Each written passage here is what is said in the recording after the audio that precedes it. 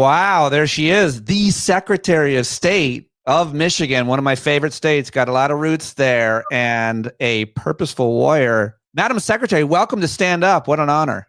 Having me, the honor is mine. I'm really excited to be here. Thank you for giving me the opportunity to chat with you about this book, this moment in American history, and the work we can all do to get through it.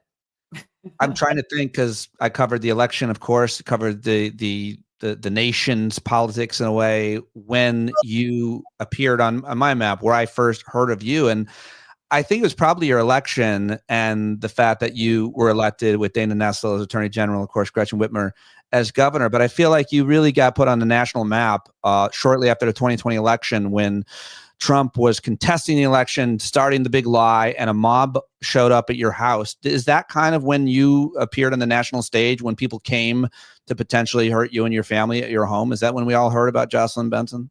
That was an escalation. I think the first time for me was when the president attacked me on Twitter in May of 2020, calling me the rogue Secretary of State from Michigan who had sent out ballots to everyone in the state, and he was going to withhold federal funding from the entire state as a result. And I was like, I woke up that morning and thought, long gone are the days where we get a letter from the president and that it's something that we frame and hang on the wall. Now I'm being attacked on Twitter by the president of the United States, the leader of the free world. Okay. I mean, no one wants to find themselves in that spot, let's be honest. But at the same time, after I sort of lived in the terror and the fear of that moment, I took a beat and I was like, wait a minute. I didn't do what he's saying I did. I didn't send out ballots to everybody in the state. I just sent out information on how to vote from home in the midst of a pandemic. And my colleagues in Republican states did this too. So I wrote him back on Twitter, because as one does, and said, hi, didn't send out ballots, sent out information on how to vote just by like my Republican colleagues in Iowa and West Virginia and in Georgia. By the way, I have a name, it's Jocelyn Benson, and have a good day, Mr. President. And then he wrote back again, of course, we became pen pals on Twitter, and I think attacked me again. And I wrote him back and I said, still wrong. Still didn't send out ballots. Probably shouldn't withhold federal funding from our state as a result. By the way, my name's Jocelyn. You can call me that. Secretary Benson works too, not rogue or whatever it is you called me. So it was this back and forth that got a lot of national headlines and really sent me a message that this was going to be an election season where I should expect our elections to be under the national spotlight. And he attacked Governor Whitmer and Attorney General Nessel in that same 10-day span. And so we also found in each other a solidarity in standing up to this bully in the White House that carried us through that election and really prepared us to protect those election results on the other side of it.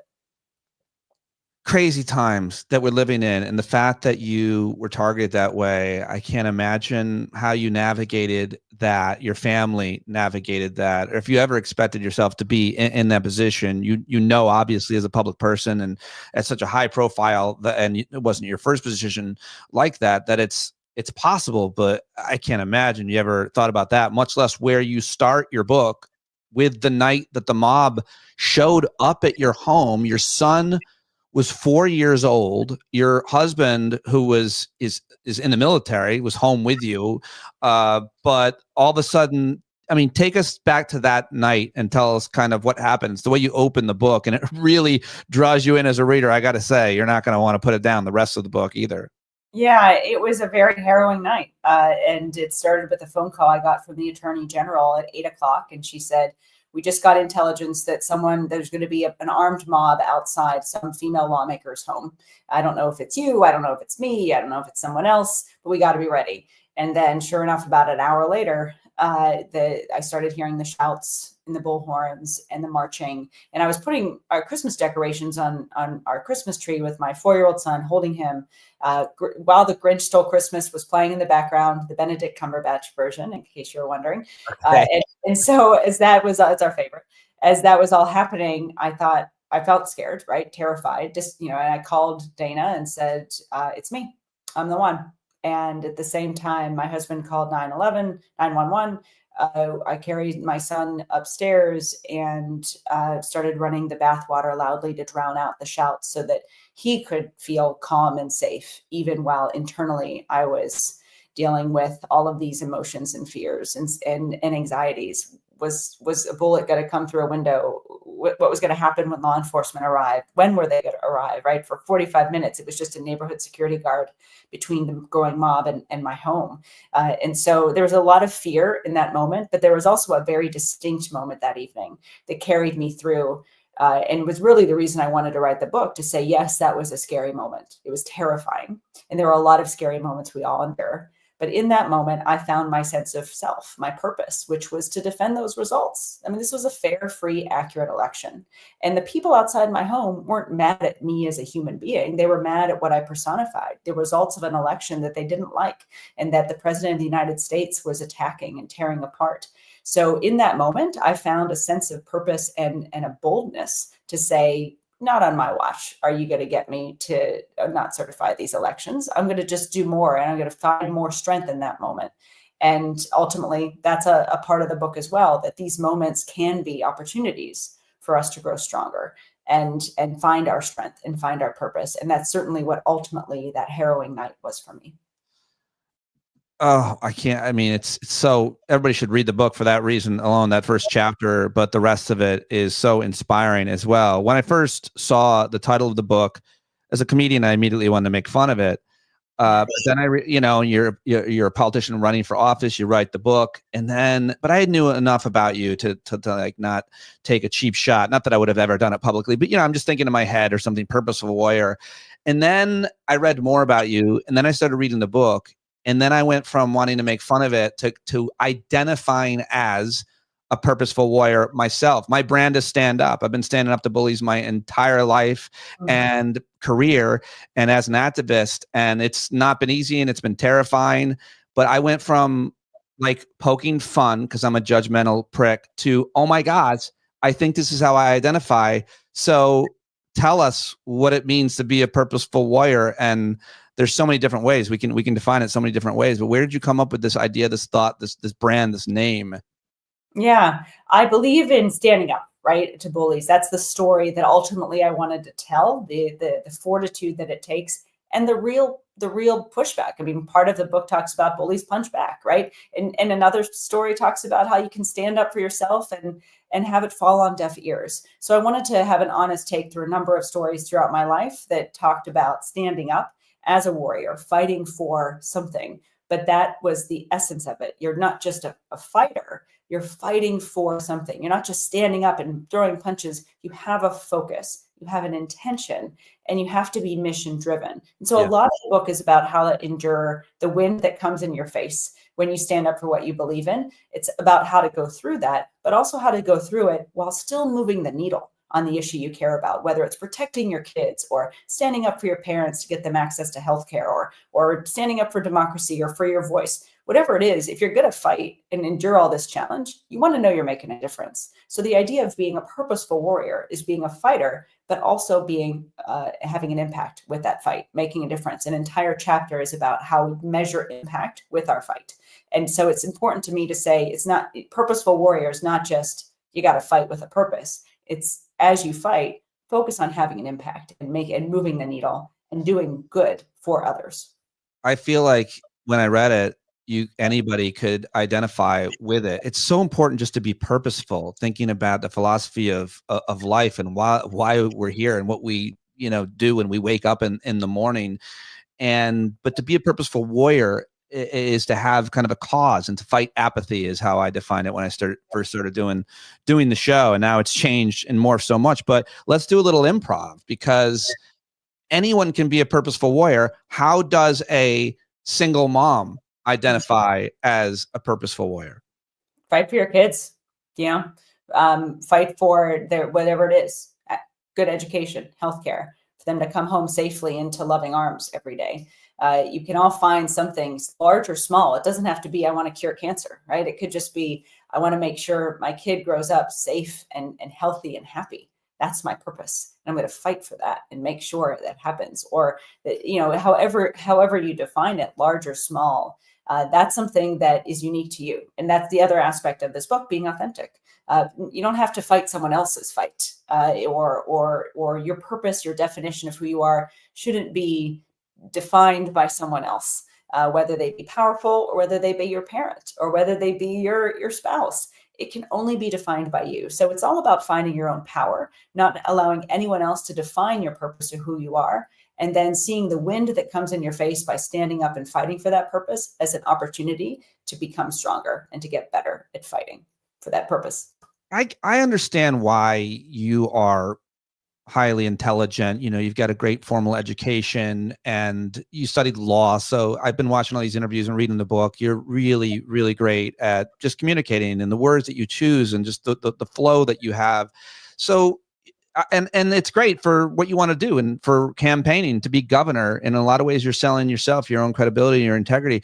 But my question is, because I raised two daughters and I wanted them to be confident and independent. That was my goal. And I'm really happy that they both are at 17 and 20. And now I'm working on a book.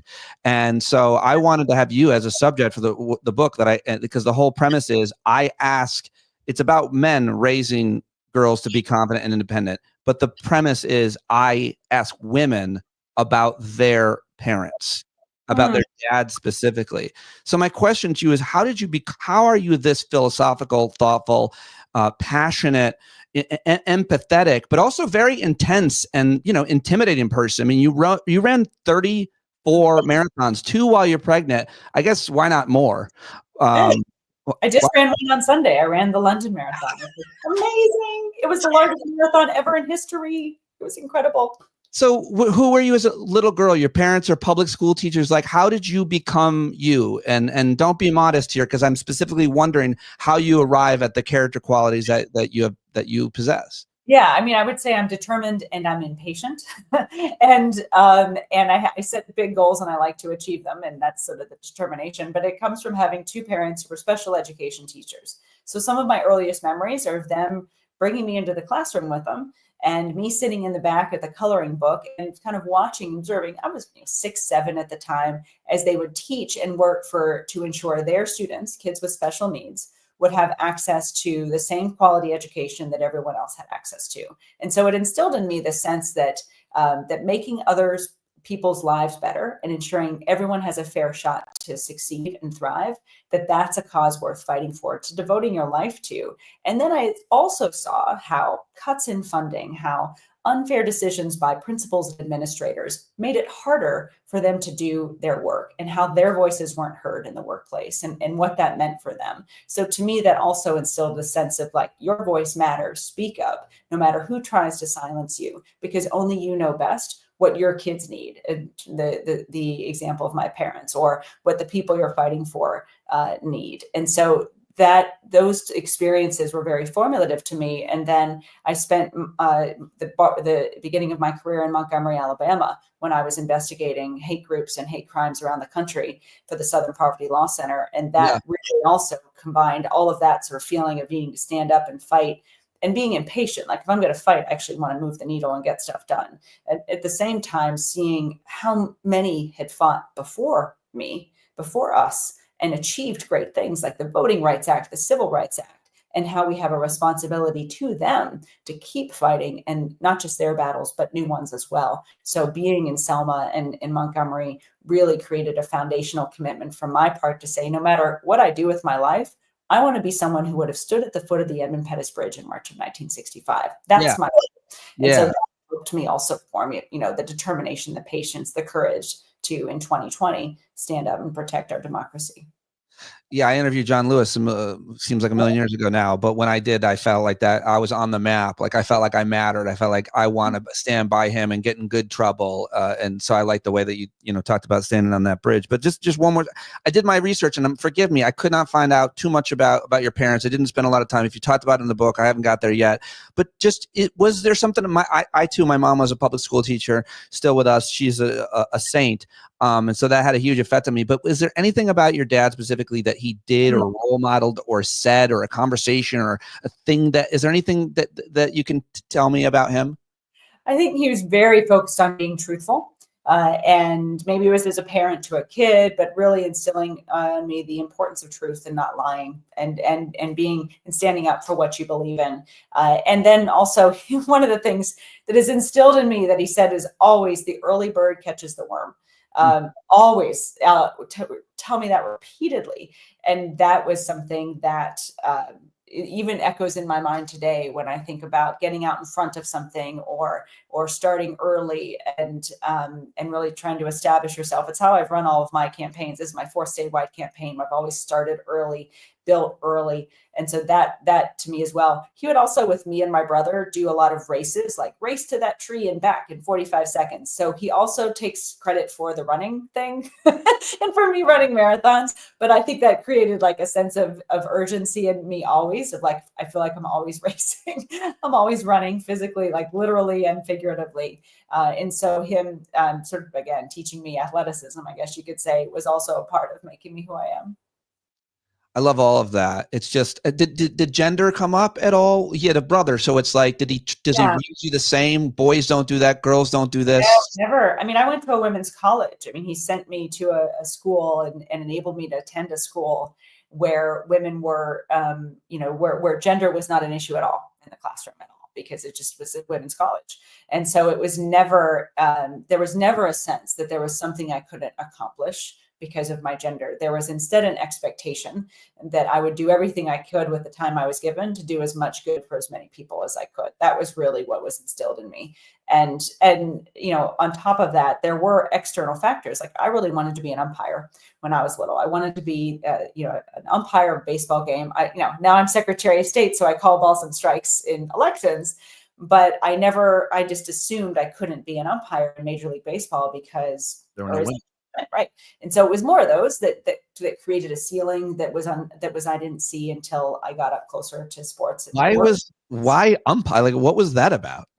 I think I just love the idea of justice, right? Of fairness, of being like, that was wrong. Oh, that explains. Right. Sure. That was all, you're out.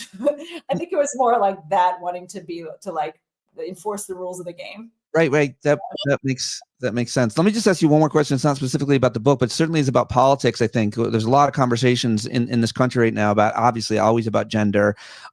You're raising a son. How old is he now? And what role, like, what do you think about this conversation about men and boys and the problems that they're having? I spent most of my work and career when it comes to gender focusing on inequities for women, specifically reproductive rights, voting rights now, unfortunately, domestic abuse, obviously economic and healthcare inequities, and all of these issues. I focus mostly on women and girls, read about them, and obviously as a father of daughters, wanting to know personally how it affects them. But now I'm thinking a lot more about men and boys. You're raising a son, and everybody's asking this question as it comes to politics, and we're seeing all these numbers about why men vote this way, why young men are now voting more conservative. What are your thoughts around that subject at all, and raising a young man yourself? Yeah, I mean, it's the joy of my life. He's 8 years old. He's going to be 18 in 10 years. And so for me in this moment, everything I do, everything we do as a country, as a state for the next 10 years is going to define his future.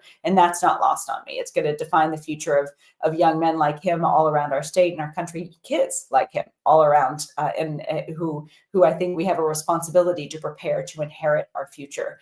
So what I've been able to do, and what I've focused on really, are just the qualities that I want anyone to show as an adult and as a kid: courage, choosing to be kind, standing up for what's right, telling the truth, being fair. All the principles in this book that are about being a warrior. They don't just adhere to women seeking to be a purposeful warrior. Men and women together, we can be warriors for ourselves, for our communities, for those we love.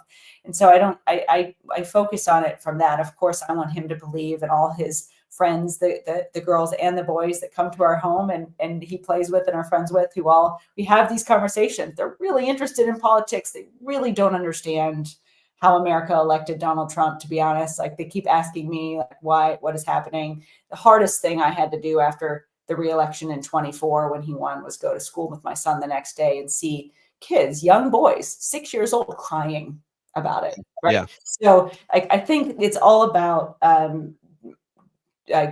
modeling what we want them to be, and making sure they know they can do anything. And I think that ultimately, more than any societal structures, can drive these kids forward, and so that they can feel the power of their own voice as warriors, whether they be warriors for playing football or sports, or warriors for math or chess, or simply just standing up for each other in the classroom. That's what I try to teach them. I heard somebody define strength as one of the strongest thing you ever. He was a guy and all these ideas on the right talking about you got to be a hero, you got to do all these traditional kinds of acts of strength. And this guy wrote this essay about it. I forget his name, where he said he defined the greatest thing he ever did, the strongest thing he ever did was taking care of an elderly loved one for like a year. That's It's how we define strength yeah. is really important. You do such a good job at it in the book. Take me back. You mentioned, I got to ask you about that early work you did. I kind of understand the impetus for it now, why you did it, but you like went undercover and investigated violent extremist groups. I think for the Southern Poverty Law Center, right? Yes. Yeah. What was 20? Yeah.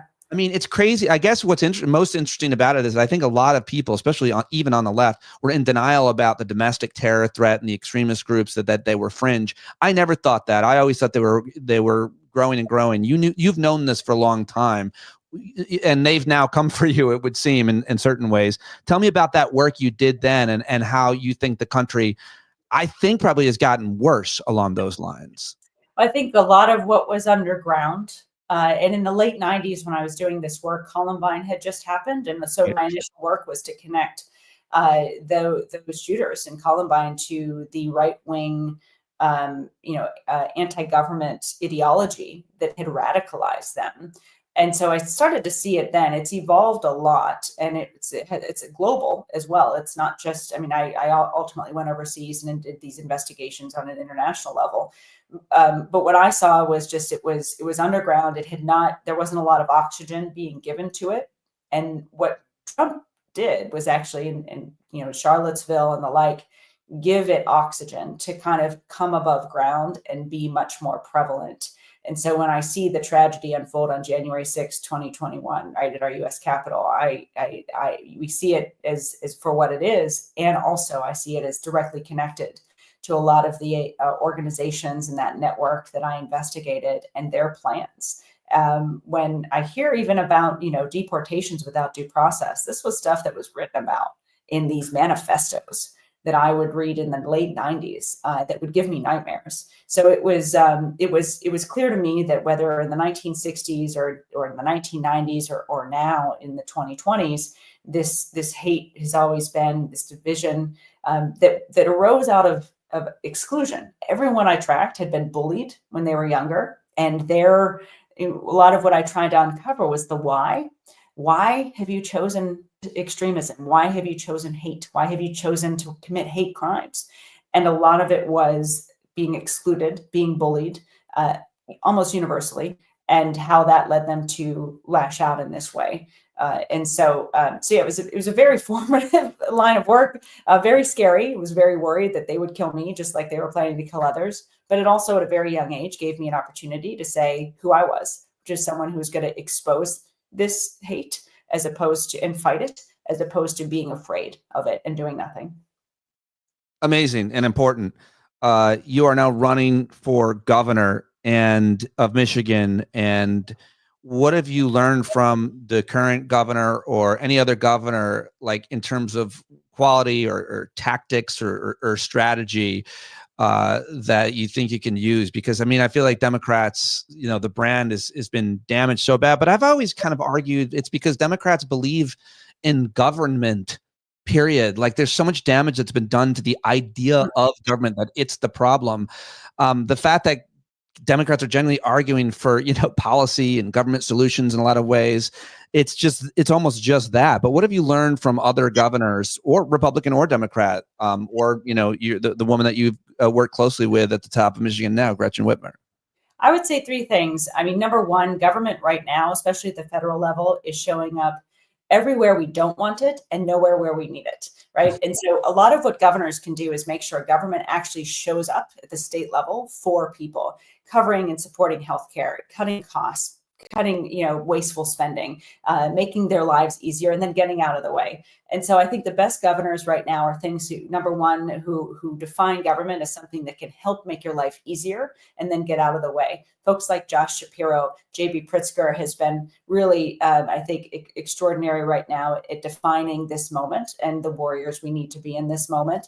And Wes Moore, a number of others, Mara Healy, Janet Mills. So I've been in part really admiring a lot of what these folks who I've known for a long time are doing to get things to make government work well for folks. To number two, get things done, because it's not enough just to listen and hear, which Democrats need to do more of, but also come back with a solution and then get things done, move the needle, improve people's lives. Governors are doing that. Democratic governors are doing that, like a Josh Shapiro in Pennsylvania, who I think is really extraordinary. Tim Walz in Minnesota, of course, as well.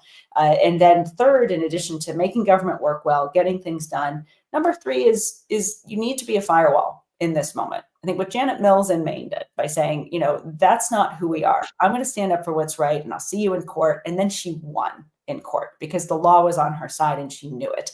So I think governors in this moment can also be defining our states, our people as citizens, as warriors for the truth, for what's right, at a time when we're not seeing that leadership at the federal level. Before I let you go, there's so many of us. I was, I don't know if you saw the woman who was carried out of a town hall the other night. That's my district. I'm in Mike Lawler's district in New York. And I was at the town hall before and they almost tried to carry me out too. And a lot of my fellow activists and citizens and friends and family members are terrified now more than ever of going outside and protesting and doing, being public about their opinions.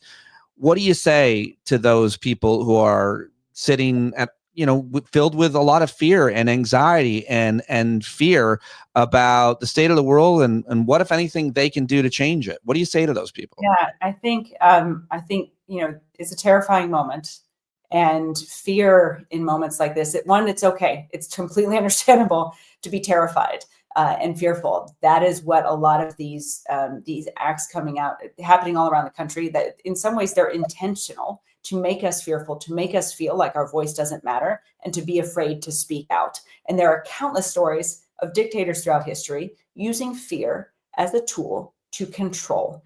Yeah. But in America, in our democracy, no one can take away our voice without our consent.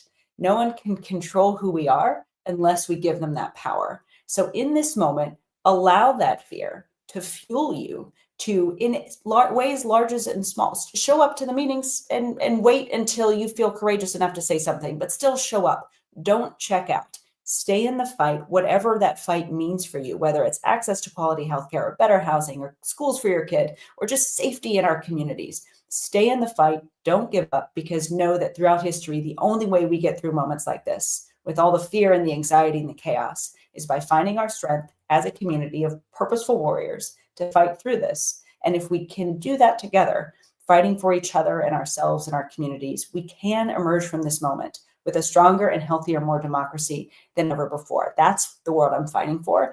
And I believe if we choose to join and fight for that together, there's nothing that can get in our way.